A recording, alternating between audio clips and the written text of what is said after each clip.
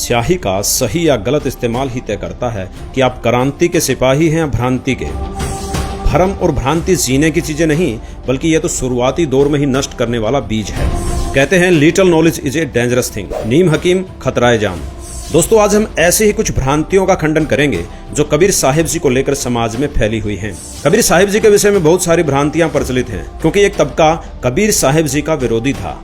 जब कबीर साहिब जी भक्ति में फैले पाखंड, आडंबर, अंधविश्वासों का खंडन किया करते तो कुछ महत्वाकांक्षी लोगों ने उनके बारे में बहुत सी भ्रांतियां फैला दी। इतना ही नहीं, बल्कि कबीर साहिब जी के बारे में बहुत सी भ्रामक बातें पुस्तकों में, साहित्य रूप में और इंटरनेट पर भी दी गई। ऐसे कई आलेख हैं जो कबीर साहिब जी में आस्था, विश्वास और श्रद्धा रखने वालों के मन को ठेस पहुंचाते हैं। तो आइए जानते हैं कबीर साहिब जी से जुड़ी भ्रांतियों के बारे में और साथ ही साथ उनका खंडन कर सच से रूबरू भी होते हैं।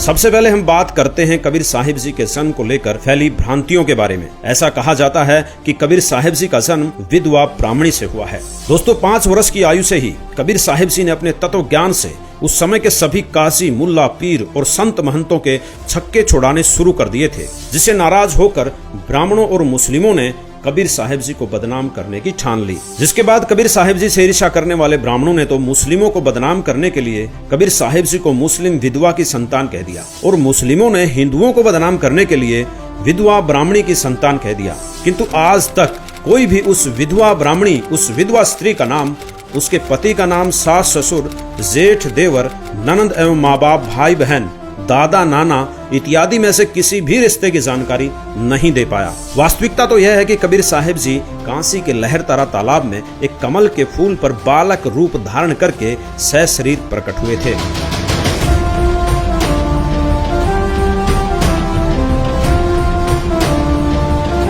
जहां से उन्हें नीरू नीमा नामक जुल्हा दंपति उठाकर ले गए। इसके बारे में स्वयं कबीर साहिब जी अपनी वाणी में बताते हैं। न मेरा जन्म न गर्भ बसेरा, बालक बन दिखलाया, कांसी नगर जल कमल पे डेरा, तहां जुलाहे ने पाया। 5 तत्व की देह न मेरी, ना कोई माता जाया, जीव उदाहरण तुमको तारण, सीधा जग में आया। इसके अलावा वेद भी यही गवाही देते हैं कि पूर्ण परमात्मा शिशु रूप में प्रकट होता है और कुंवारी गाय से उनकी परवरिश होती है। ऋग्वेद मंडल 9 सूक्त 1 मंत्र 9, ऋग्वेद मंडल 9 सूक्त 96 मंत्र 17 और 18 में इसका प्रमाण है।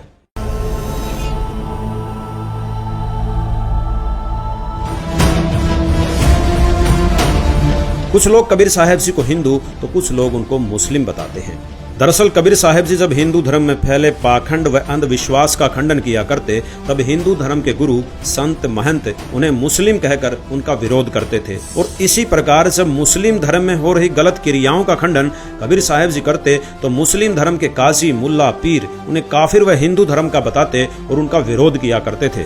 लेकिन इस बारे में कबीर साहिब जी ने अपनी वाणी के माध्यम से बताया है कि हिंदू मुस्लिम दो नहीं भाई, दो कहें सो दो जग जाई।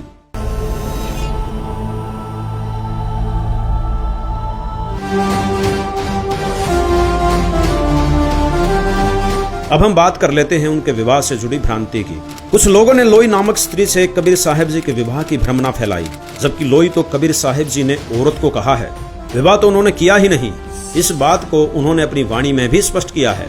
मात पिता मेरे कुछ नाही, ना मेरे घर दासी, जुल्हे का सुत आन कहाया, जगत करे मेरी हांसी। यही प्रमाण वेद भी देते हैं। ऋग्वेद मंडल 9 सूक्त 93 मंत्र 2 में स्पष्ट किया गया है कि पूर्ण परमात्मा बालक रूप में आता है, वह किसी माता से उत्पन्न नहीं होता, और जब लीला करता हुआ जवान होता है तब विषय भोग के लिए स्त्री ग्रहण नहीं करता, सशरीर आता है तथा सशरीर कोई विकार नहीं करता। वह निर्दोष प्रभु अपनी लीला करके ज्यों का त्यों सशरीर जहाँ से आता है वहीं चला जाता है, और यही लीला परमेश्वर कबीर साहिब जी ने भी की है। दोस्तों, जगत में भी सिर्फ विवाह ही नहीं अपितु उनके बच्चों को लेकर भी कुछ भ्रांतियां हैं। कहा जाता है कि कबीर साहिब जी का एक पुत्र और एक पुत्री कमाली थी, लेकिन कबीर सागर के आधार पर वास्तविकता कुछ और ही है। दिल्ली के बादशाह सिकंदर लोधी के पीर शेखथकी के कहने पर कबीर साहिब जी ने एक मुर्दे को जीवित करने की चुनौती को स्वीकार किया था, और एक लड़के की लाश जो नदी में तैरती हुई जा रही थी उनको कबीर साहिब ने अपनी शक्ति से जीवित किया था। इस चमत्कार को देखकर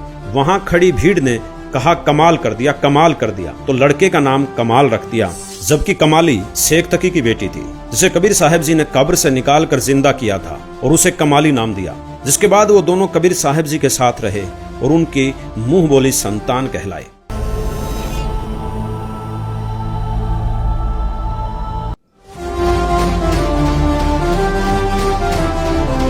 कबीर साहब जी हिंदू और मुस्लिम दोनों दीन की निंदा करते थे। यह भ्रम भी काफी लोगों के जहन में है। जबकि कबीर साहब जी तो दोनों धर्मों का नहीं बल्कि उनमें फैले पाखंड का विरोध करते थे। उन्होंने पाखंडवाद, अंधविश्वास, जाति भेदभाव का विरोध किया, जिससे कुछ मूर्ख लोगों ने निंदा का रूप दे दिया।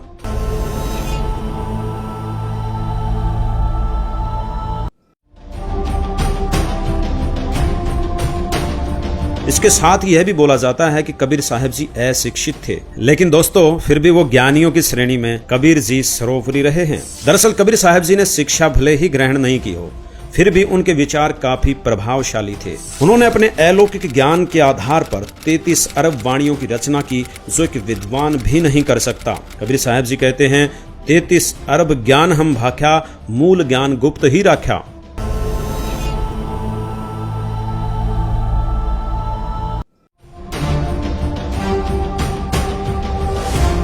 दोस्तों पवित्र शास्त्रों का ज्ञान नहीं होने के कारण कबीर साहब जी के बारे में एक और भ्रांति है। लोग कहते हैं कि कबीर जी पूर्ण परमात्मा नहीं हो सकते। उनको एक पीर, पैगंबर, नबी, संत, गुरु, समाज सुधारक आदि बोल सकते हैं, लेकिन अल्लाह, खुदा, गॉड, रब, भगवान नहीं। दोस्तों आपको बता दें कि कबीर साहिब जी ही वह पूर्ण परमात्मा हैं जिसे अविनाशी प्रभु कहते हैं। यह सभी धर्मों के पवित्र शास्त्रों ने भी प्रमाणित किया है। कबीर साहब जी भी स्वयं अपनी वाणी में कहते हैं, हाड चाम लहू न मेरा कोई जाने सतनाम उपासी, तारण तरण अभय पद दाता, मैं हूं कबीर अविनाशी।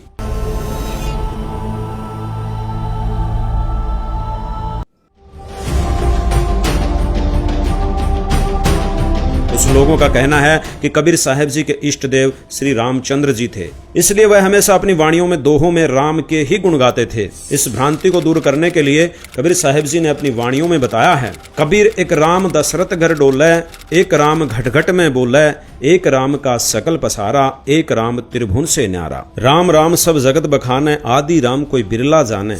आदि राम, जी हाँ, वास्तविकता तो यही है कि आदि राम स्वयं कबीर साहिब जी ही हैं, जिनके विषय में वेद, पुराण, कुरान, बाइबल, गुरु ग्रंथ साहिब भी गवाही देते नहीं थकते।